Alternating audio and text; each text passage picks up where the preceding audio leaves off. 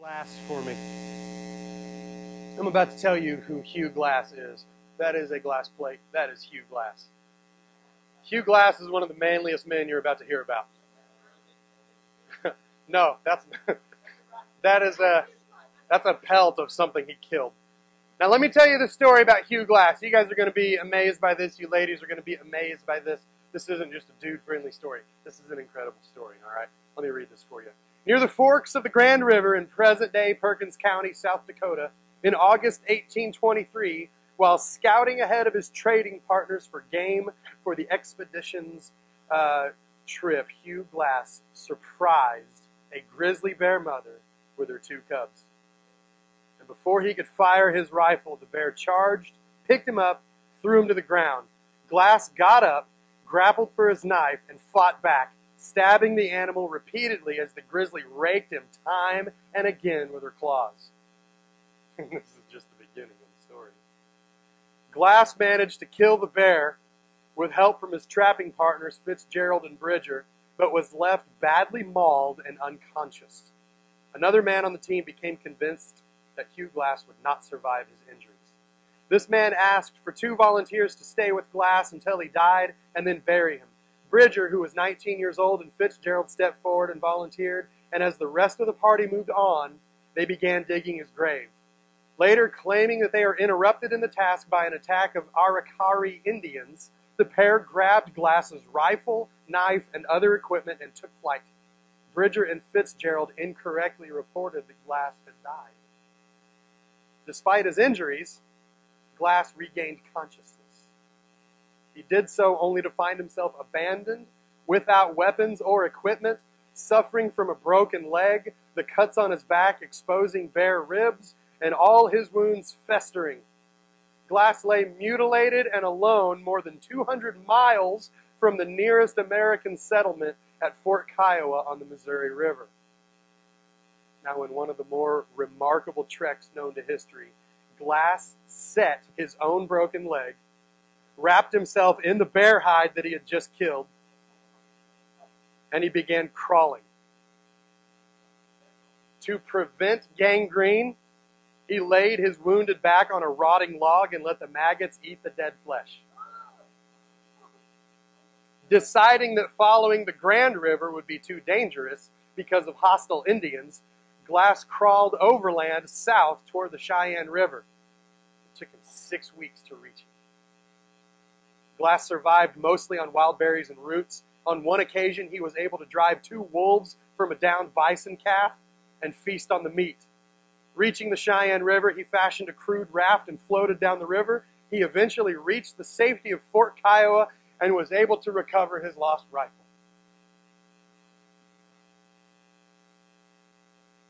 This guy, he went in beast mode early on.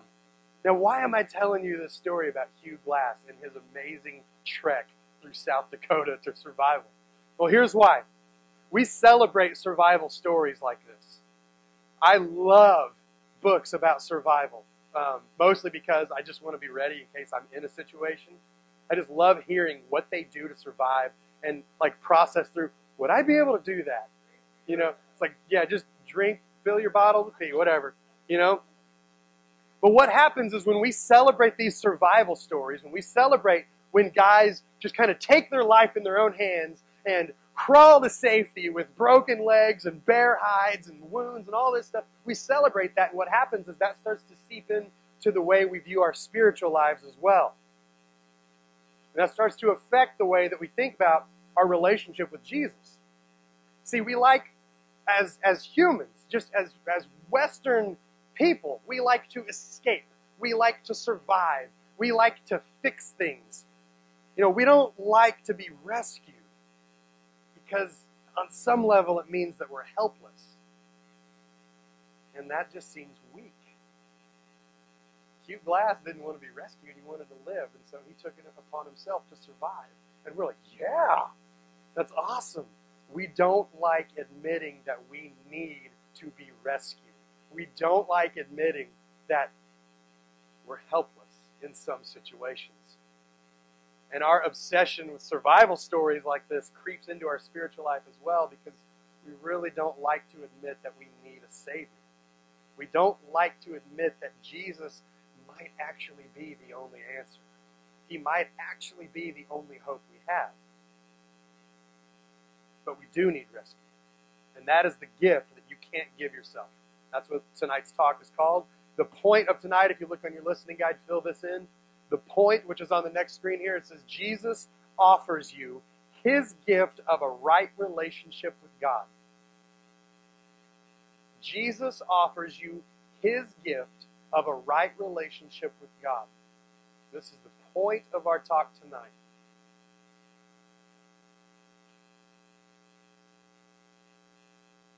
Jesus offers you his gift of a right relationship with God.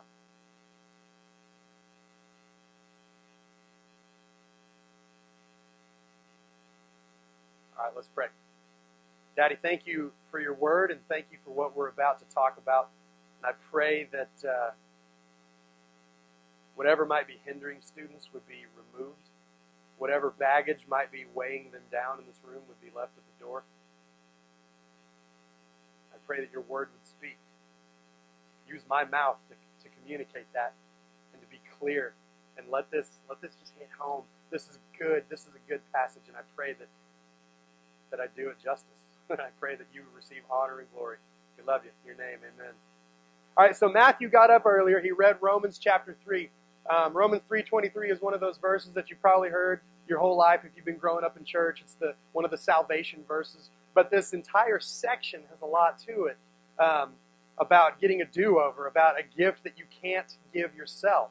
All right, so Romans 3:21, and what it says is, but now, apart from the law of righteousness of God has been made known, to which the law and the prophets testify. So what happens here in Romans 3:21 is we see, in particular, it says that the law and the prophets, that's talking about the Old Testament, the law and the prophets testify about this righteousness, this goodness. You guys remember what righteousness means from last week? It's the moral perfection. It means God is perfect in matters of right and wrong. It means he can't mess up and say, oops, let me have a redo. Like, God doesn't need the do-overs. He gives the do-overs. Okay, so that's what righteousness is about. And so what Paul is writing is he says that the law of righteousness of God has been made known. And that he's saying that the Old Testament points to that. So when we look at the law, when we look at like the Ten Commandments or something like that, the things that we're memorizing on Sunday, those things are meant to point to salvation. They were never meant to provide salvation. Okay? The law has always pointed to something better. The law has always been a shadow of what Jesus was going to come and accomplish. All right? So when those people were sacrificing lambs as a slaughter for their sin, that was pointing to Jesus being the sacrificial lamb for sin. When they were spilling blood as worship, that was pointing towards Jesus shedding his blood on the cross. Okay? So the law pointed to salvation, but it never was meant to provide salvation. So the people in the day of the Old Testament and the Pharisees and the Levites and the Sadducees and the priests and all this, they would like follow these rules like crazy. But that did not give them salvation. And if you look in Acts, this is what Pastor Dan has been preaching through a lot in the contemporary service. He says that a lot of times the priests would put their faith in Jesus. That means they realize the law's not cutting it. Jesus is. Do-over. Okay? So remember that. That's a big deal. And when Paul starts this, he says, but now. And those are some key words there. Go ahead and switch over. But now is how this verse starts. Because last week we talked about all this bad news and how you can't earn your favor with God. You can't do anything. You're hopeless without Jesus. All this. It's just like bad news, bad news, bad news. And then Paul switches the tone. He says, but now, check this out. And he starts to unpack what we have now. So this is a great shift because in Paul's life, he was an enemy of Christianity. He murdered Christians as his job. And then he had one of those moments where he encountered Jesus, and now he is able to say, I got a do-over. So now, this is what I know about the gospel. I used to think this, now I know this. But now, the righteousness of God has been revealed to me. I see it for what it is. I'm no longer trying to earn it. Okay, so let's move on to Romans 3:22 through 26. This is section 2. I'm going to read this. It says, "This righteousness is given through faith in Jesus Christ to all who believe. There is no difference between Jew and Gentile, for all have sinned and fall short of the glory of God, and all are justified freely by his grace through the redemption that came by Christ Jesus." This is verse 25. "God presented Christ as a sacrifice of atonement through the shedding of his blood to be received by faith. He did this to demonstrate his righteousness," there's that word again, "because in his forbearance he had left the sins committed beforehand unpunished. He did it to demonstrate his righteousness," again, "at the present time, so as to be just and the one who justifies those who have faith in Jesus." So the thing about faith, this word faith shows up a lot here. The thing about faith is it's only as good as the person or thing that is behind it. So like I could have faith in the bridge across the Arkansas River going out of town. But if that thing crumbles beneath me, my faith isn't going to save me. Okay? That's just like, oh, I trust this bridge. Yay, engineers. You know? But that faith in and of itself will not save me because the bridge failed me. You see the connection there? So if you have faith in Jesus, that's a strong place to put your faith because you know Jesus is not going to fail. Jesus is not man-made. Jesus does not need a do-over. Jesus will not fail. Okay? And then salvation too. Think about salvation. We hear this a lot, that salvation is this free gift, but it was purchased at an infinite price. Now I want to illustrate this a little bit. It's kind of weird. Aiden, move on for me. You guys ever go back one more, go back, not there yet. Okay. You guys ever use spell check, like to fix your papers? Yeah, all the time. How many of you guys see more red squiggly lines than not, like when you're typing? Yeah, you're like, I didn't even know that was a word. Right click, or that shift F7, you get the thesaurus and suddenly you're like a poet laureate. And they're like, you don't even know what that word means. Why'd you put it in your paper? Oh, it looked good. I like perspicuous, like what define perspicuous?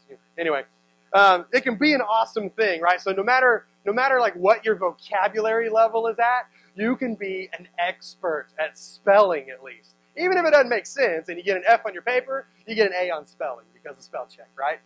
All right, now, here's the thing. Have you ever had an autocorrect fail? Yeah, all the time, right? There's one recently, my daughter, Kyla, my almost 3-year-old, she got a hold of my phone, which, we let them play with them all the time. She got a hold of my phone, and she just started playing around. I thought she was playing with it, and I looked on the texting thing, and she had texted Pastor Sean Farber. And all it said was, "Humbug giggly." and he wrote back, he goes, what? And I was looking at that like, who did this? And I realized, I was like, my baby girl just texted one of our pastors, "Humbug giggly." Like, that coming out of nowhere, it's like, what are you trying to say to me? Yeah.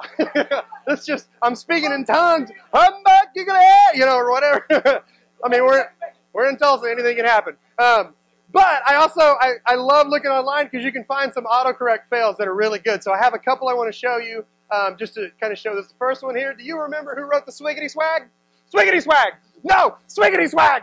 Constitution! Autocorrect. You got to read it with some emotion, right? That gives you can feel the frustration. I don't know where Swiggity Swag comes from. Like, how often are you typing that where it substitutes, you don't care about the Constitution. But Swiggity Swag, that's you, brah. All right, let's see the next one here. Did you lick the front door when you got home? No, but I locked it. It's like, that's just, I would totally do that to my mom. Be sarcastic in return. All right, what's the next one? Me to baby, my fave part, you loved writing Dean's Birkmaker. Bicker, bidja, bike. First of all, what's a Birkmaker? And why does it go to that? Like, that's not even... Birkmaker! It's Dean's Birkmaker. Who's Dean and what's a Birkmaker? All right, so go to the next one. I love this. It says, okay, I'm at the doctor office right now. Probably be amputation an hour. Amputation? All of your limbs seem pretty usable to me. All right, go to the next one. Go to the next one. Get better, son, Solomon, soon. I love it. It's like, what if it was a chick? Like, what if he had a daughter? It's like, seen by everyone, right? I love it. It's like, hey, what if his son was named Solomon? You know, at least there's some hope with that one. But let's look at this next one here. It says, I'm sorry, I just came from the storm, coming home like right now, sorry. No worries. Okay, I love you. Should be able, hoop-a-hoop, Prince Pop, poop, poop, poop, be doo, ostrich feathers in my butt to getting Odinga being a boo.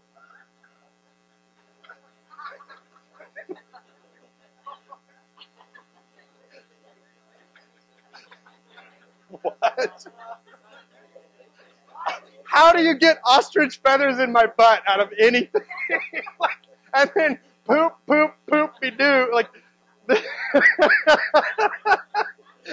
I love. He's just like,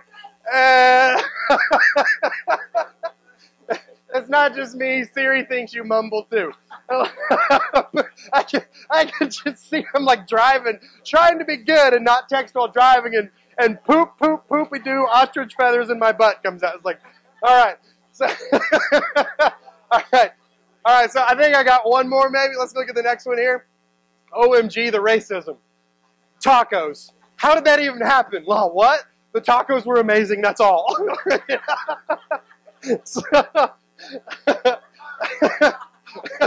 racism. What's a racist taco? Oh my goodness.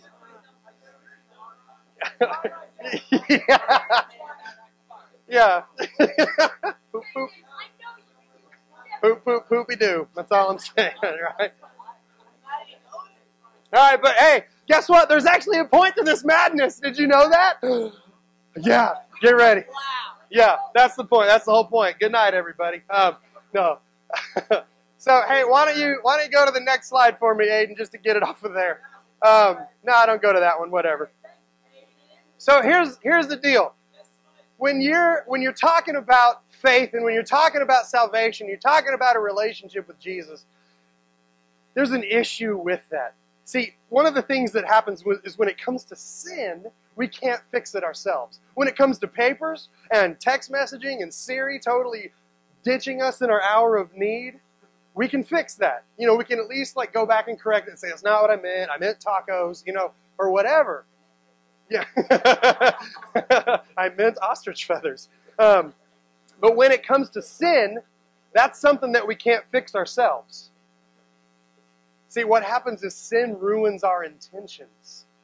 Just like a lot of these autocorrect fails, it ruins the intention of your message.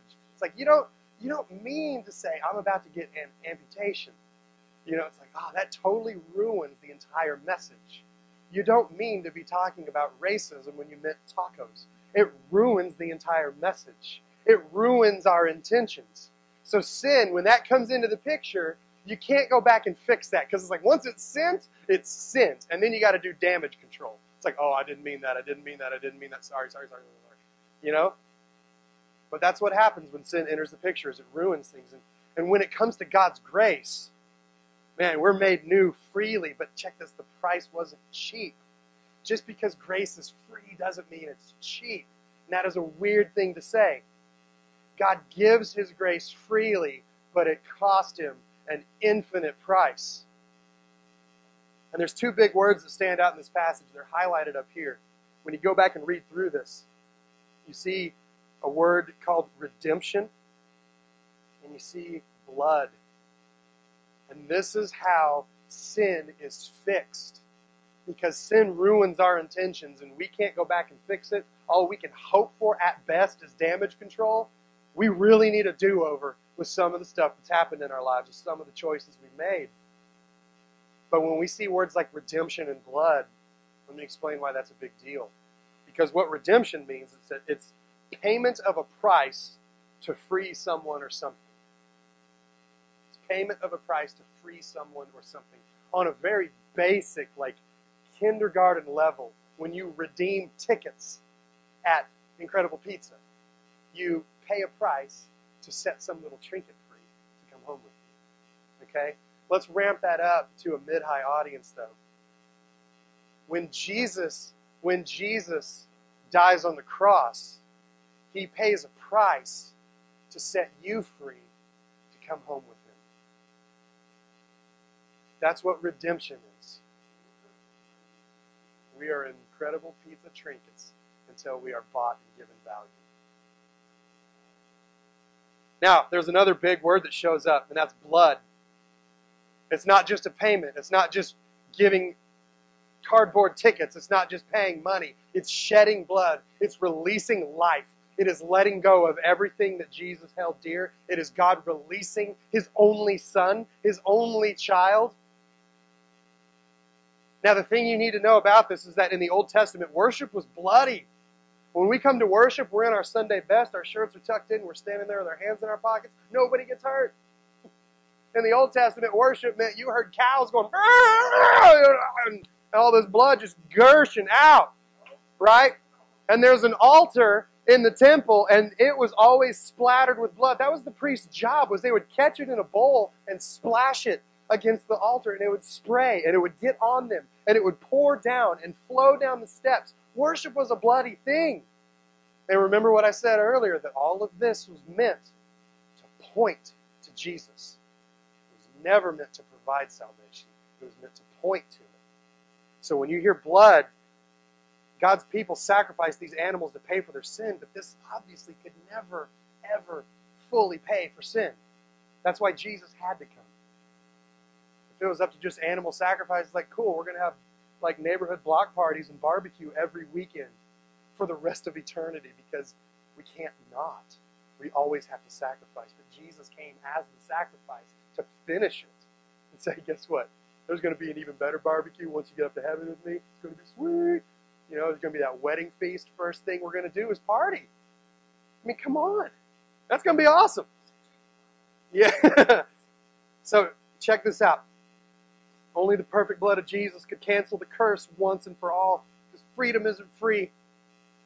Freedom costs something, and we have that freedom because of Jesus. And that's why Jesus offers you his gift of a right relationship with God. Now let me transition here into Romans 3:27 through 28. This is the last part of what Matthew read. It says, Paul asked this great question. Where then is boasting? He said, how can you brag then? Where then is boasting? It is excluded. Because of what law? The law that requires works? That means like good deeds and stuff like that? No. Because of the law that requires faith. For we maintain that a person is justified by faith apart from the works of the law. So this last question that Paul asks is awesome. Like he just unpacks all of this sacrifice and grace and freedom and justification and being given value and all of this stuff. And then he says, hey, but guess what? What do you have to brag about? Nothing. You didn't do anything to earn that. I didn't do anything to earn that. It's not because of anything we did that Jesus died on the cross. It's what we did was the reason he had to die on the cross. You get the difference there? We kind of sent him to the cross. We didn't earn what came from the cross. Boasting is ridiculous for the Christian because our righteousness has nothing to do with anything we've done.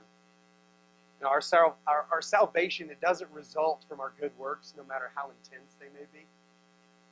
And I feel like about half the room is kind of on that side of the fence. It's like, man, if I just try really hard, then God's going to love me, dang it. And the other half's just kind of like, I really don't know where I am with God. You know, I don't know what to do with this. I've heard you say this a lot. I don't know how to not work hard to earn his favor. I don't know. But then some of you, you're stuck on like, I have to. I'm stuck in this work mentality. I have to earn this. But being made new in Jesus always results in transformation and a desire to obey God. We get the order backwards a lot of the times.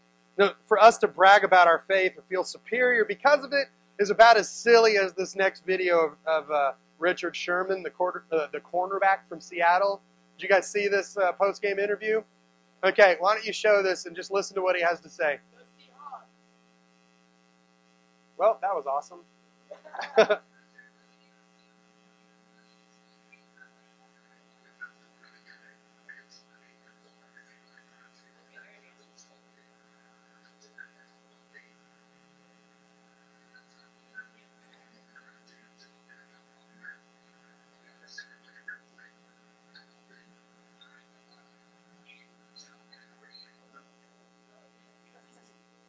one of the most arrogant post-game rants ever, right? I'm the best in the game. You know, he's been in the league 3 years. Like, who are you even? He's famous because he acted like a moron. And I love Erin Andrews, the girl that was interviewing him. She's like, who's talking about you? You know, like, I don't even know what you're talking about. You know, you must be big time. You know, but that's what it looks like is when Christians, when you church kid, and when you who say you believe in Jesus, when you kind of walk around just kind of strutting like, man, you start bragging about that, it looks as ridiculous as that. You didn't earn that. You didn't earn Jesus. You didn't earn salvation. It says that it was given to you freely by the sacrifice, and God did that to demonstrate His righteousness. He did it to demonstrate His righteousness. It shows up 2 times. He didn't do it because you earned it. He did it to show how good He is and how much better He is than you and me. That's what salvation's all about. It's about God's glory. It's not about our effort. It's not about our good works. It's about Jesus going, I love you regardless, you sinner. Now come home. And that is what the gospel message is. Come on. Now what Paul is doing here is he is condemning the ridiculous notion that we played the hero in our own escape.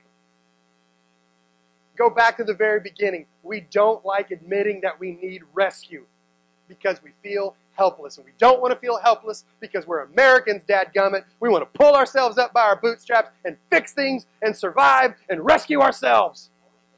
Eat some bacon, you know. That's what we want to do. But Paul is saying that that is a ridiculous notion to play the hero in your own escape.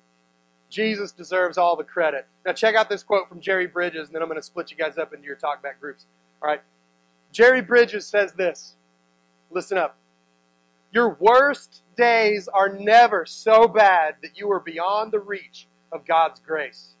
Your best days are never so good that you are beyond the need of God's grace.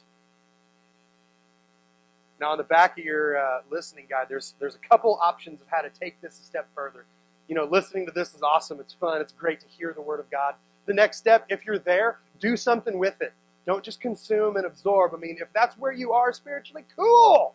Keep it there. That's fine. But we do want you to grow. And so if you're at a point where you can take this a step further, read through those, man. Try to do one. Try to do both. I don't know. Talk with your parents about which one you think is more your style. All right? And try to take this a step further. So now what I want to do is I want to get you guys in some talk-back groups with the adult leaders. I have the questions up here. And remember, we do not have set groups. Just go kind of with who you came with, or go make them equal numbers, whatever. Give you about 10 minutes to do this tonight. All right? So leaders, come grab the questions. Students, go find a leader. And I'll call you back in about 10 minutes. All right, let's wrap this up, guys. Here we go. This part of Romans is all about faith. It says that we are justified by faith. Righteousness is given through faith. Atonement is received by faith. God justifies those who have faith. Boasting is excluded because of the law that requires faith. So that leaves us to consider our life with these responses. First of all, you're free. Now maybe you need to stop trying so hard to get God to notice you. Maybe tonight some of you just need to realize that God is your daddy and He already loves you just the way you are. But it also leaves us to consider this, that you are secure. Now maybe you're scared that if you don't keep up the good work, that somehow God's going to be disappointed in you. Or somehow you're going to lose your salvation and you're going to have to get it back. Look at me. That can't happen. Maybe some of you need to hear this. Don't boast about your faith anymore. Maybe it's time you see that you're not better than everyone around you just because you don't cuss. Or just because you go to church more than Easter. That doesn't make you better than everyone around you. Pursue humility and make things right with people you may have judged or offended. Because remember what Paul wrote, he says, this righteousness is given through faith in Jesus Christ to all who believe.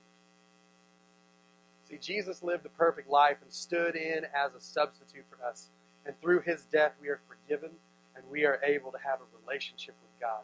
That is the gift that you can't give yourself, but that is the gift that Jesus offers you freely. It is yours tonight. Let's pray. Daddy, we love you and we thank you for your word. Thank you for what Paul had to say in his letter to the Romans, and I pray that that just changes us tonight. Change my heart, change their hearts. Let us love you and pursue you better. We love you, Daddy. In your name, amen. Love you guys. Channel